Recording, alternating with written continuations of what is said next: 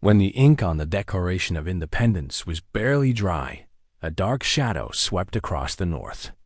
It was the summer of 1776, a season that should have brought hope, yet instead carried the distant thunder of marching boots and the crackle of burning tension.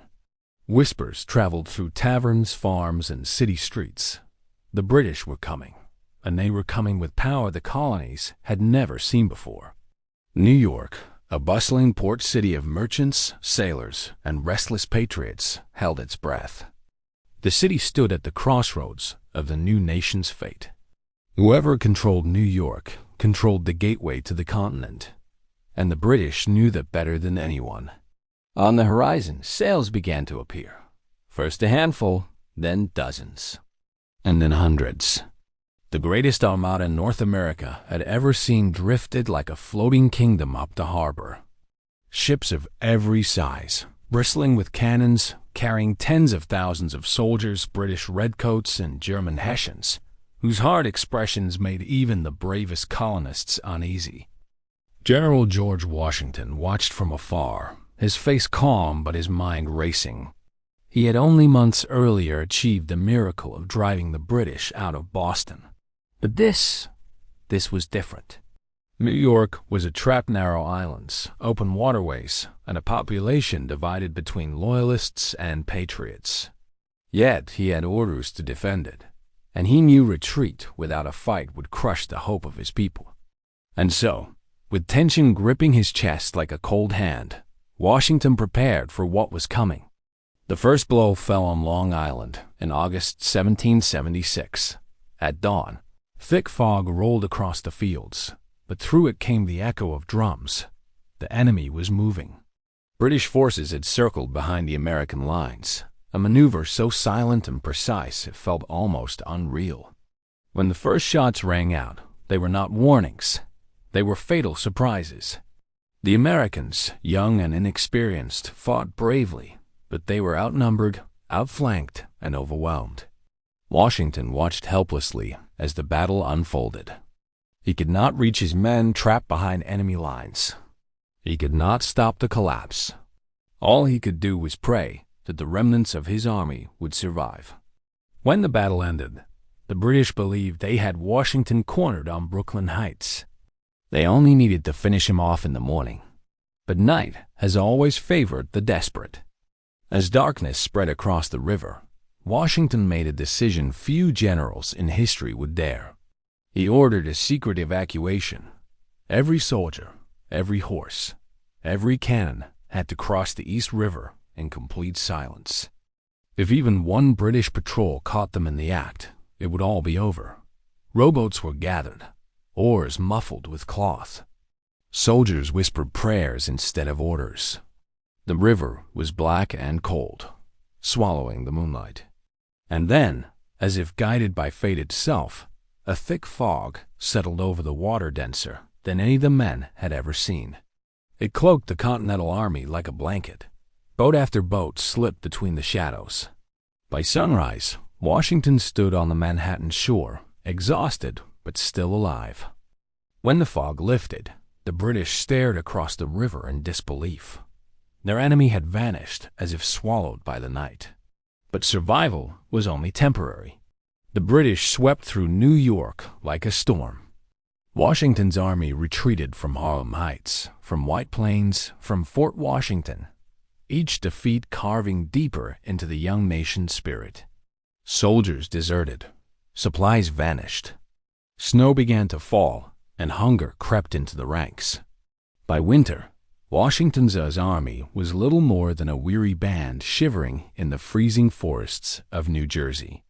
Some soldiers marched without shoes, leaving bloody footprints in the snow.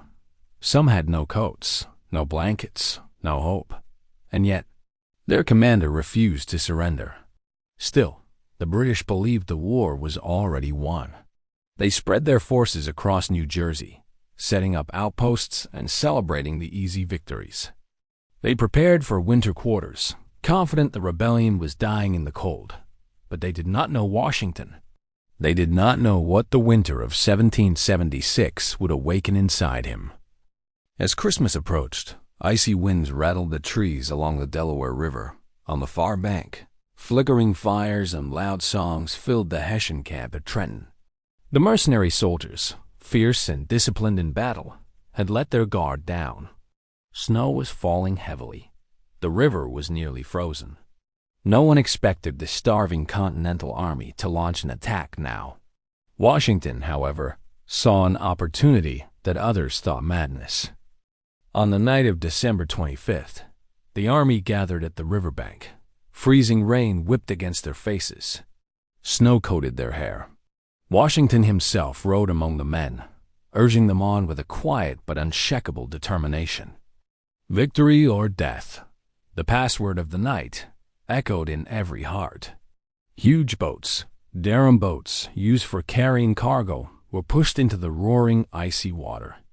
Soldiers gripped the sides to steady themselves. Horses panicked. Cannons threatened to capsize the fragile crafts. The wind howled like a warning, but they pushed forward. Sheets of ice cracked against the boats. Men nearly fell overboard. The river's current fought them every inch of the way. Yet somehow, hour by hour, through the darkness and the storm, the army crossed. By dawn, soaked, freezing, and exhausted, they marched toward Trenton. Snow muffled their footsteps. The Hessians were sleeping. Drums rolled. Muskets fired. Confusion tore through the enemy camp. The battle was short but decisive. For the first time in many months, the Continental Army tasted victory. Not just a victory of strategy, but a victory of survival, of spirit, of believing in the impossible.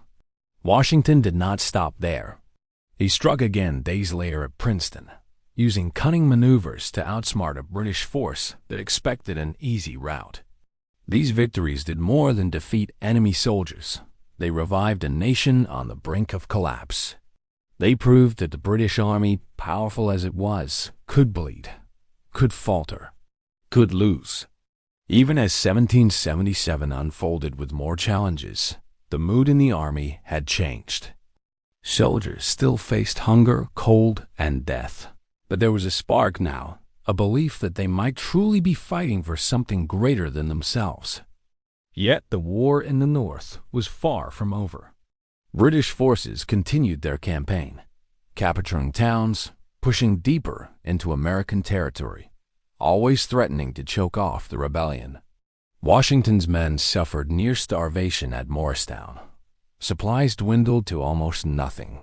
Some nights, soldiers slept without fire because smoke might reveal their position. And still, they endured. Every time the British thought they had crushed the rebellion, it slipped through their fingers like smoke. Every time the Continental Army seemed finished, it rose again from the shadows. From 1776 to 1778, defeat stalked them like a predator. But Washington, with a resolve that seemed carved from iron, refused to let darkness consume his army. Slowly, painfully, a turning point began to form. American commanders learned from their mistakes. Troops became more disciplined. Spies whispered secrets of British movements. Militia fighters struck like ghosts in the night, harassing supply lines and vanishing before redcoats could respond.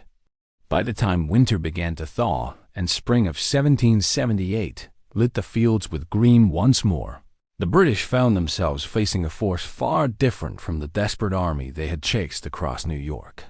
The Continental Army was still hungry, still poorly equipped, but it was hardened now, sharpened like steel and fire. The war in the North had not yet been won, but something far more important had happened, something the British had never expected.